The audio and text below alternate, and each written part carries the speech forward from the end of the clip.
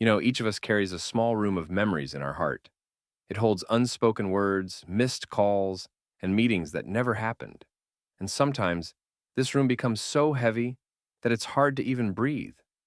If you are feeling this weight right now, if your thoughts keep returning to what could have been done differently, I want you to know you are not alone on this journey.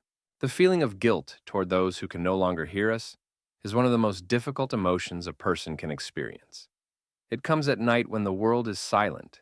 It lingers in the smallest details. When you see the favorite dish of the person who has passed, hear a song that played during your last trip together, or walk past a bench where you once sat side by side. Maybe you didn't get the chance to say the most important words. Maybe the last conversation didn't turn out the way you would have wanted to remember it. Or maybe you feel like you could have done more, been more attentive, noticed signs of illness earlier, spent more time together. These, if only, thoughts become an obsessive refrain, haunting you day after day.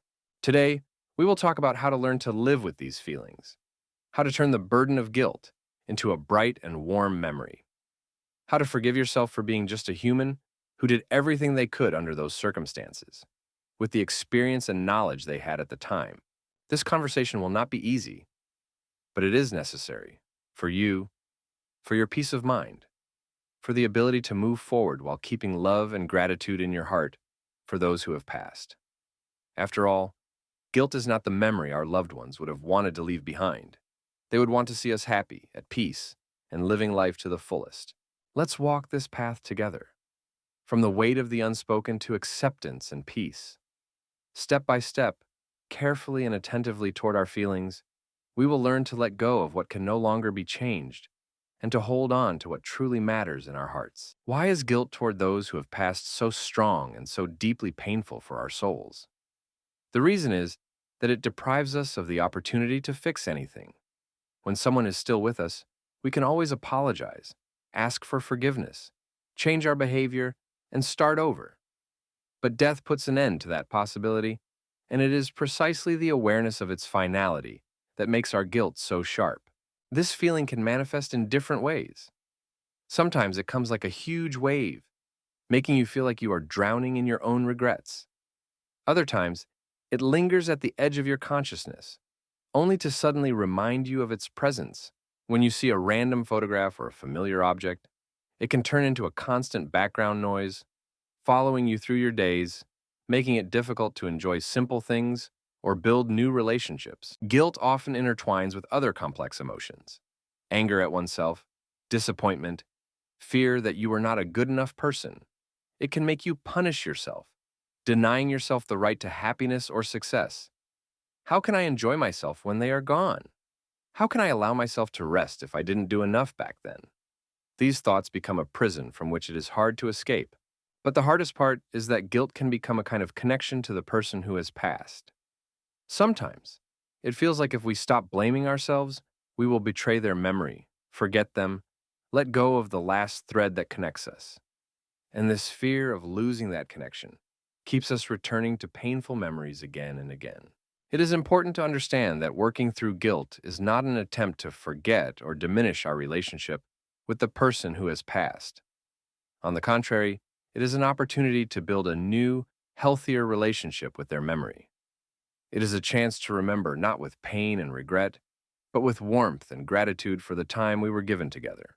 And the first step on this path is to acknowledge that your feelings are natural and understandable, that you are not alone in your experience, that there is a way to heal, even if it seems impossible right now. In our culture, it is often not customary to talk about difficult feelings, especially those related to the loss of loved ones. We are told, time heals, you need to let go and move on. Don't dwell on the past. But the truth is that each of us needs permission to feel the full depth of our pain and guilt in order to begin healing. It is important to understand that being imperfect is normal. We all make mistakes, say the wrong words, make decisions that later seem wrong. This is part of human nature. When we were children, we may not have understood that our parents were tired after work and demanded their attention. When we were teenagers, we may have spoken harsh words that we now regret. As adults, we were often caught up in our own lives, postponing important conversations for later. Think of the young woman who blamed herself for only seeing her mother briefly the last time, rushing in for just 5 minutes. She didn't know it would be their final meeting. Or the son who reproached himself for insisting on moving his father to another hospital, where he spent his last days alone. He acted with the best intentions, believing they could help. Neither of them could have predicted the future. When we look back, it seems like the signs were obvious, that we should have done something, changed something. But at that moment, we didn't have the knowledge we do now. We couldn't have known how life would unfold. And it is normal not to be all-knowing, not to be able to predict the future, to make mistakes sometimes. Allowing yourself to feel means recognizing that your guilt is a manifestation of love. You blame yourself precisely because you care, because that person was important to you, because you wanted the best for them. And that love, which lies behind your guilt, is far more significant and stronger than any mistakes or missed opportunities. Try to be as kind and understanding to yourself as your departed loved one would have been to you. After all, they were often the ones who forgave our imperfections and loved us just as we were. When we lose someone dear to us, something extraordinary often happens. Our memory starts playing a strange game with us. We seem to get stuck in the final days, weeks, or months, forgetting the years we spent together. All the good, bright, and joyful moments fade into the background, making way for painful memories and regrets. But life is not just a single moment or event. It is a long story woven from thousands of moments, meetings, conversations, shared breakfasts, celebrations, and ordinary days. It is the story of how you decorated the Christmas tree together every year, how you sang favorite songs on the road, how you supported each other in difficult times, the story of how you learned to understand and accept each other, even when it wasn't easy. Imagine a family photo album. In some pictures, you're smiling and hugging, while in others, you might not even be looking at each other.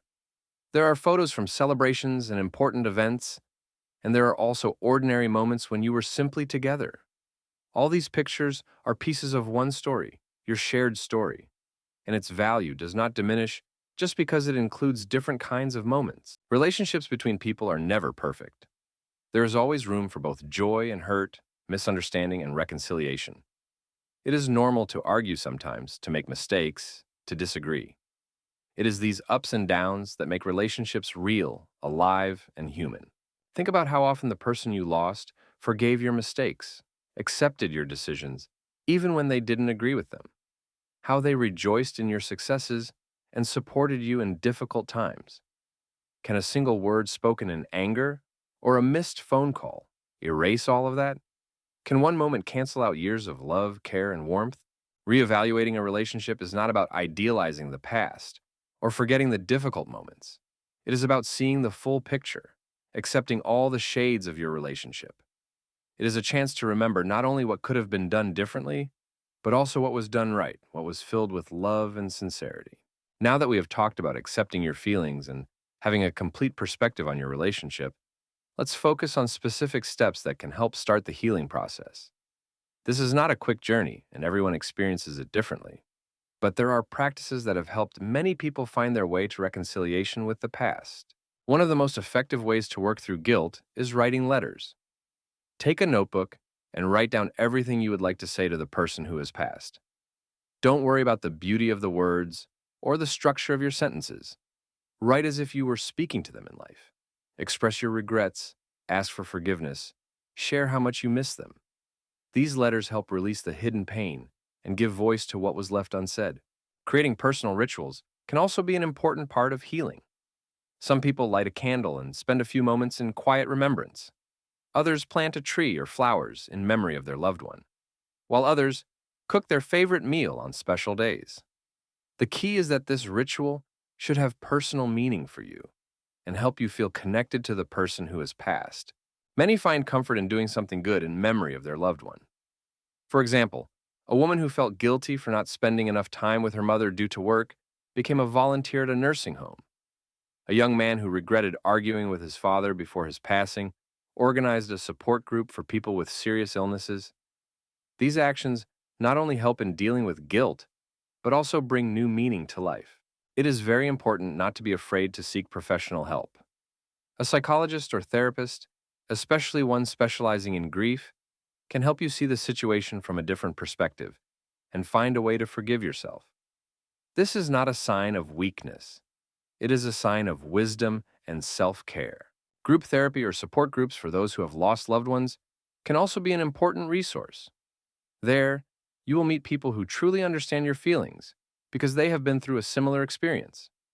Their stories of overcoming grief can become a source of hope and strength for you. One of the most important and healing steps toward acceptance is the gradual transformation of guilt into gratitude. This may seem impossible when the pain and regret are still so strong, but it is gratitude that helps us preserve a bright memory of those we have lost. Start with small steps. Each evening, recall one happy moment associated with the person who has passed. It could be something simple: how you drank tea together in the kitchen, walked in the park, or laughed at an inside joke. Over time, you will notice how the bright memories start to balance out the heavy ones. Try creating a gratitude album. It doesn't have to be physical, it can be a simple list on your phone or a special folder with photos. Write down everything you are grateful for regarding that person. What did they teach you? What values did they pass on? What traditions did they leave as a legacy? Perhaps thanks to them, you learned to cook a certain dish, fell in love with a particular kind of music, or acquired valuable life skills. Many find comfort in continuing their loved one's work or fulfilling their dreams. A daughter who blamed herself for not showing her father her musical achievements now teaches at a children's music school, and every time she looks at her students, she feels that her father would be proud of her. A son who regretted not finishing a car restoration project with his father completed the work and now uses the car for charity drives. It is important to remember that transforming guilt into gratitude is not a betrayal of their memory and not an attempt to forget the difficult moments. It is a natural development of your relationship with their memory. It is a way to preserve the connection but make it supportive and nourishing rather than destructive. Allow yourself to cherish good memories. Give yourself permission to smile when you recall funny moments from the past.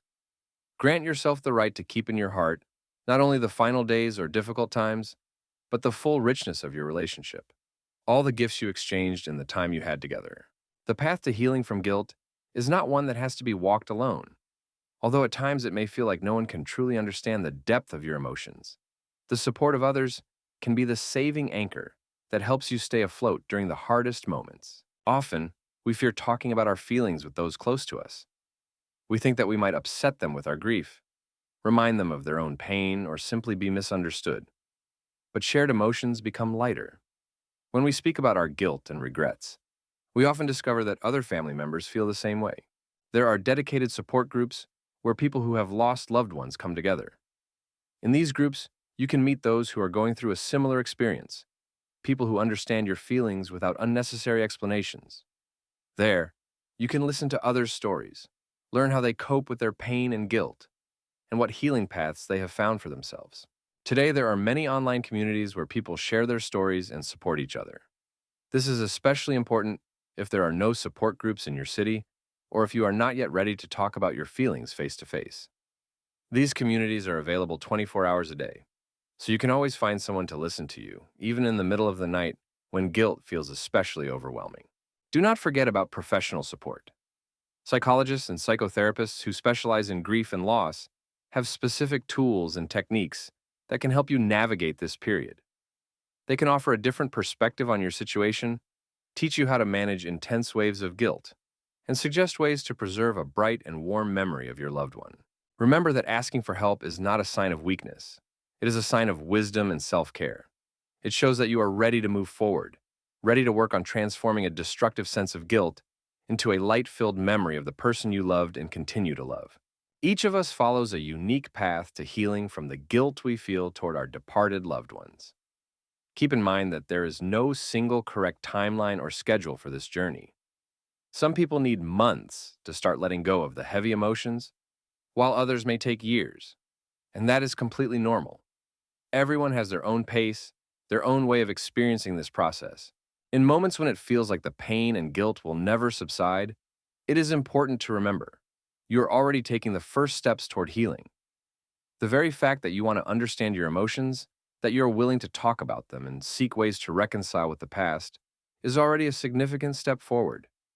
Every time you allow yourself to recall something good, every time you permit yourself to smile at a warm memory, that too is a step toward healing. Try to imagine what your departed loved one would have wanted for you. Most likely, they would want to see you happy, at peace, and living a full life. They would want you to remember them with warmth and love, not torment yourself with guilt. Because true love is the desire for another's well-being and happiness, even when we are no longer together.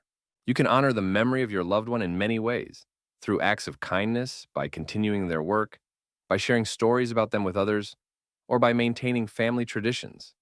And this memory can be bright, warm, and supportive, rather than painful. Remember that healing is not a betrayal of the memory of your departed loved one. It does not mean forgetting or ceasing to love them. It means learning to live on while carrying love and gratitude in your heart for everything you shared. It means allowing yourself to be happy, because that is precisely what the person you lost would have wanted for you. Each new day is an opportunity to take one more small step toward acceptance and peace. And even if at times it feels like you are taking a step backward, that too is part of the journey. The most important thing is not to face these feelings alone. Help is available, support exists, and you deserve to receive them and allow yourself to heal. Thank you for being with me today and for taking the time to talk about such deep and complex emotions. If this conversation resonated with you, if it helped you even a little, please subscribe to the channel. Here we talk about important things, about what touches each of us, and we do so with care and honesty. Don't forget to turn on the notification bell so you don't miss new videos. And in the comments, you are always welcome to share your story or suggest a topic for our next discussion. Take care of yourself, and remember, you are not alone on this journey.